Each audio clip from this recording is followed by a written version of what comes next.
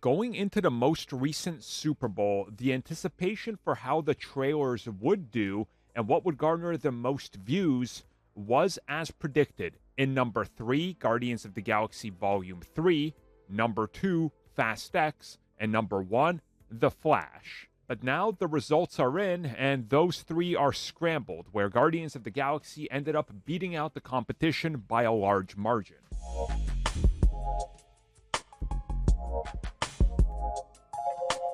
So this info comes at us courtesy of Deadline, who has a breakdown of all the latest trailer reviews that all started with the Super Bowl, and specifically how those trailers did from their initial release with the spots to the entire trailer.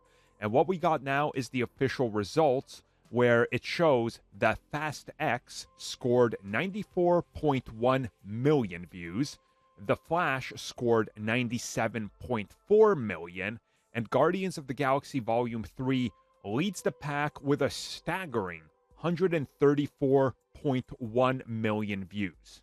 Now, obviously, people can question how this ended up being the truth, considering that we went into this and most people were saying The Flash is the most anticipated and then Fast X.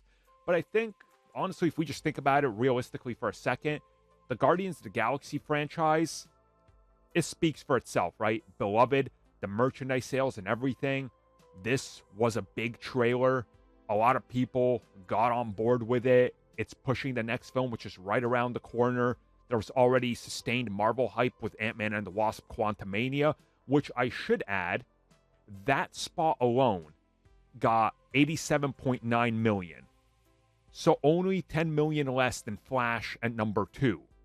And the spot below it is Rise of the Beasts with 44 million. So Ant-Man and Marvel Studios were clearly riding high at this Super Bowl, which makes sense. And I think the bigger picture here is that, obviously, don't take anything away from Flash and Fast X, but they're just not on the level of hype that Guardians 3 is. And again, make of that what you will. I know automatically people are going to jump in the comments being like, yeah, but Michael Keaton. Yes, I agree. Michael Keaton. I agree with that. But then there's the Ezra Miller. See what I mean? Like, there is that effect still.